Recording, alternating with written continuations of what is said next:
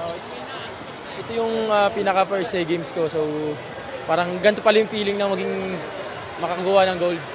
Parang ito yung first time ko sa simula college, hindi ako nakakuha. So parang sobrang saya lang kasi syempre nakuha ko tong ganito, nabigyan ako ng opportunity. Thank you kay La Coach kasi binigyan nila ako ng tiwala at sa opportunity nga. Buong tournament, steady ka for the team, lalo na kanina nung nag-foul out si Poy Eram, ikaw yung pinasok at na-hold down mo yung dalawang beats ng Thailand. Could you talk about yung challenge na ganun yung naging katapat mo? Una-una, nagpapasalamat ako kay La Coach Norman kasi binigyan nila ako yung pinasok nila, parang ako yung binigyan ng chance na bumantay sa kanila. So, iniisip ko lang naman yun kung paano sila i-stop. So, kasi ilang minutes lang naman yun. So, all out ako parati pag pinapasok ako. Paano mo tumararang sa lahat ng nakuha mong achievements sa buong karir mo? Ano po? Paano mo mararang itong SEA Games gold mo?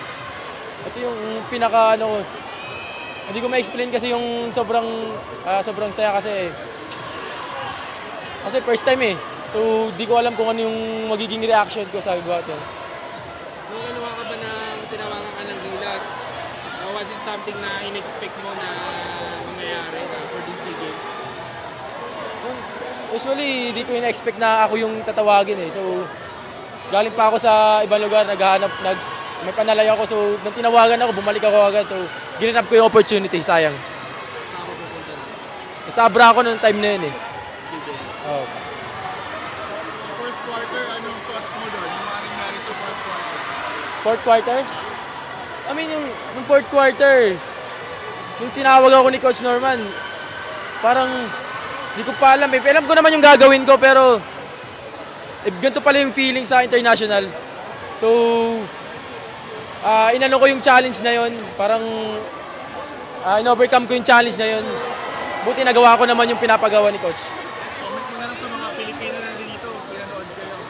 Maraming salamat sa mga Pilipino nandito. Maraming salamat sa mother ko na nandito nanood.